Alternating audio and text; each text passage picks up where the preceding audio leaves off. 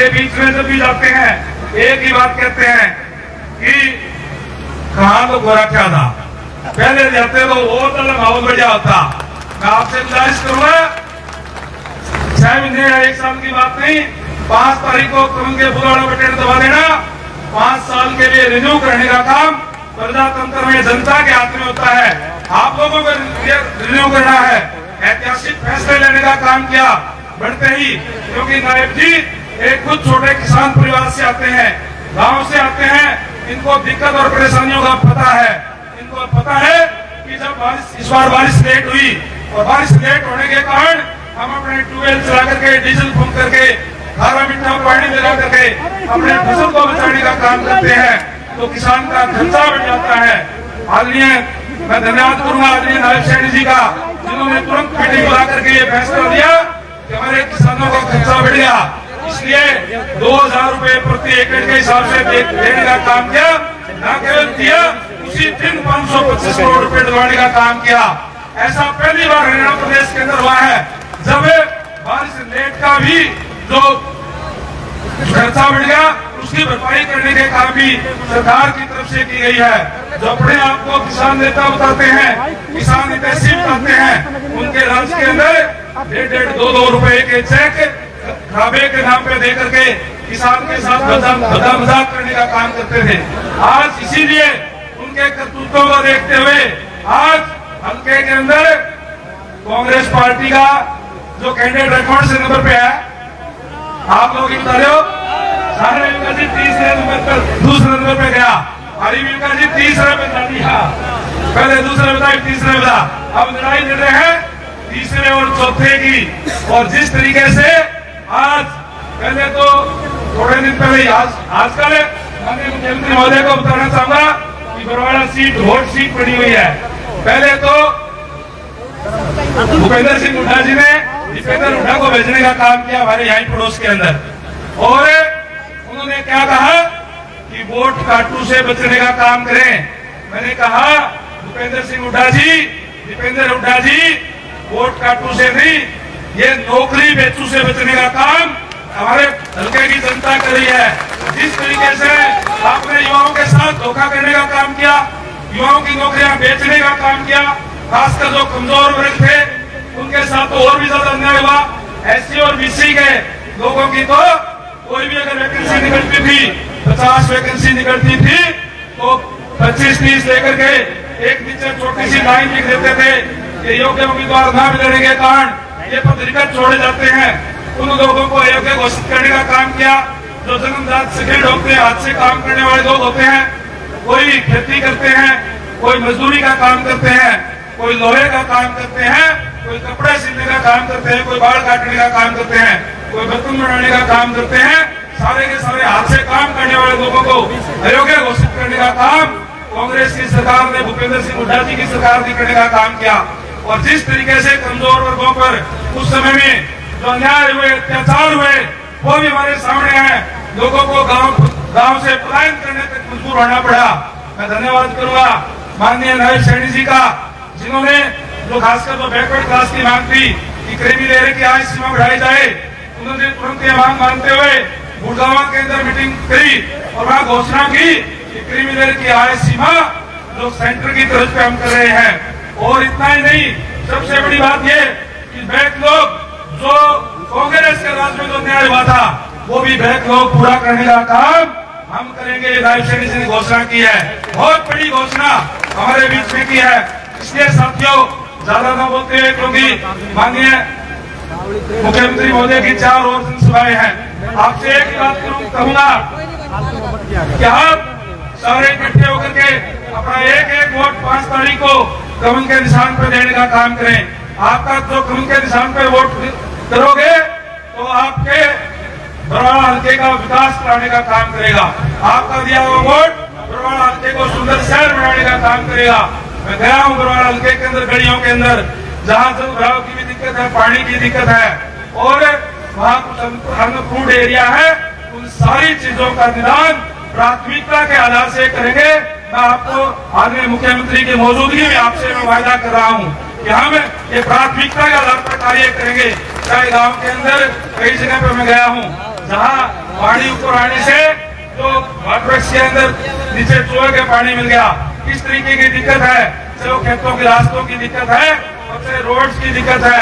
मैं आपको कहना चाहूंगा, मैंने जैसे गांव के अंदर कहा था कि 5 तारीख को वोट पड़ने हैं, 8 तारीख को गिनती होगी और जब आपके चौपाल के अंदर आपका धन्यवाद करने के लिए आऊंगा तो फिर मैं अकेला नहीं आऊंगा और अफसरों को साथ लेकर के आऊंगा और आपके मौके पर ही जो समस्याएं होंगी, दिक्कत परेशानियां होंगी, उनको दूर करने का काम करेंगे। और जो कोई बड़ी कोई दिक्कत है, कोई प्रोजेक्ट बनाना है, माननीय मुख्यमंत्री महोदय से कह करके उसकी एक योजना बना करके वो पूरा करके और आप कर्नाटक हल्के का विकास करने का काम करेंगे। यही कहने के लिए आपके बीच में खड़ा हुआ था। मैं एक बार फिर से पूरी बरवाड़ा हल्के से जितने भी माताएं बहनें आई है, जितने भी हमारे युवा साथी आए हैं, जितने भी हमारे साथी लोग आए हैं, इनसे एक ही बात कहूंगा, बहुत अच्छा माहौल बना हुआ है। इस माहौल को मेंटेन रखने के लिए सभी साथियों को, जिन साथियों की गांव के अंदर ड्यूटी लगी है, जिन साथियों की वार्डों में ड्यूटी लगी है, अगले 2 दिन के अंदर सारे के सारे डोर टू डोर करके लोगों को टच करने का काम करें।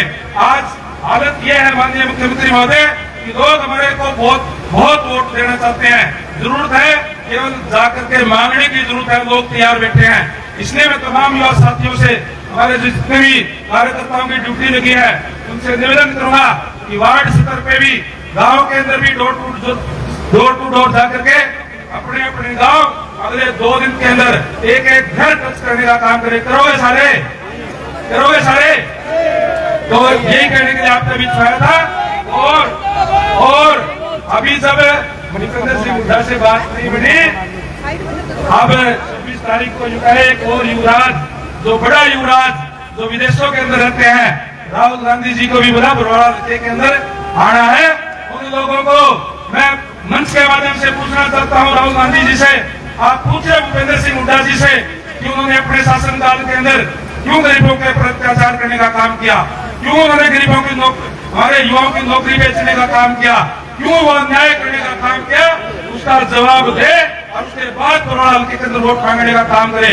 इन तमाम चीजों का जवाब देने का काम मैं राहुल गांधी जी से, भूपेंद्र हुड्डा जी से जानना चाहता हूं। और यही कारण है कि आज जो कांग्रेस का कैंडिडेट तीसरे चौथे नंबर की लड़ाई लड़ने का काम बरवाड़ा के हल्के के अंदर कर रहा है। इन्हीं शब्दों के साथ एक बार फिर से मैं सभी बुजुर्गों का, माताओं बहनों का, हमारे युवा साथी जो खचाखच भरे हुए हैं, आप सबका भी और जो पीछे खड़े उन सबका भी तहे दिल से आभार व्यक्त करता हूँ। इतनी बड़ी संख्या में आकर के आपने ये तय कर दिया है, इस बार पहली बार बरवाड़ा के अंदर कमल खिलने जा रहा है। आप सबका बहुत बहुत धन्यवाद। जय हिंद, जय भारत। साथियों से आप ऊपर खड़े, आप ध्यान से रहे, नीचे उतरे, कोई बात तो नहीं। आपका बहुत बहुत धन्यवाद, आपके जज्बे को सलाम करता हूँ। धन्यवाद। आदरणीय रणवीर जी, हमारे बीच में खदानी देवी जी, जिन्होंने जेजेपी छोड़कर भारतीय जनता पार्टी को ज्वाइन करा, उनका दिल की गहराइयों से हार्दिक अभिनंदन, स्वागत है। थोड़ी एक्स्ट्रा चाहूंगा कि माननीय रणवीर गंगवा जी को बरवाड़ा विधानसभा की तो समान सूचक पकड़ी है, वो हमें उनका सम्मान करना था। आदरणीय प्रेम जांगड़ा जी, विपिन लोहिया जी, जय सिंह सूबेदार जी, हमारे दोनों सरपंच बैबुल खुरपाटो, पवन जी और रमेश जी और धर्मपाल दास जी आए। माननीय रणवीर सिंह गंगवा जी को हमारे बरवाड़ा विधानसभा की समान सूचक पगड़ी पहनाकर उनको सम्मानित कर रहे हैं। हमारे गौरव जी सैनी जी के साथ दो बंधु आए, सागर जी, संजय जी, परवीन सोनू जी, छावड़ा जी, चौधरी मार्केट प्रधान सन्नी सैनी जी, सोनू जी, रोविन जी, राकेश जी, संजय राधा जी, सभी तमाम साथियों का दिल की गहराइयों से हार्दिक अभिनंदन, स्वागत है। हमारे बीच में हमारे जिला के महामंत्री आशीष जोशी जी आए हैं, देव शर्मा जी आए, उनका भी स्वागत, अभिनंदन। हमें तो जिस इंतजार में आप बैठे थे, हमें निवेदन करूंगा, माननीय मुख्यमंत्री जी आए,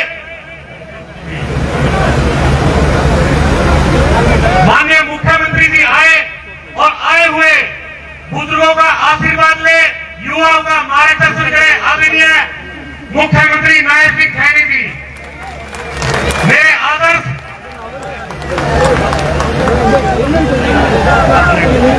माननीय मुख्यमंत्री जी का जो आदेश हम सब युवाओं को मिलेगा, युवा हाथ उठाकर के ये संकल्प ले कि हर बूथ जाकर, हर घर जाकर माननीय मुख्यमंत्री नायब सिंह सैनी जी का संबोधन हमें मिलेगा। माननीय मुख्यमंत्री नायब सिंह सैनी जोरदार तालियों के साथ स्वागत करें।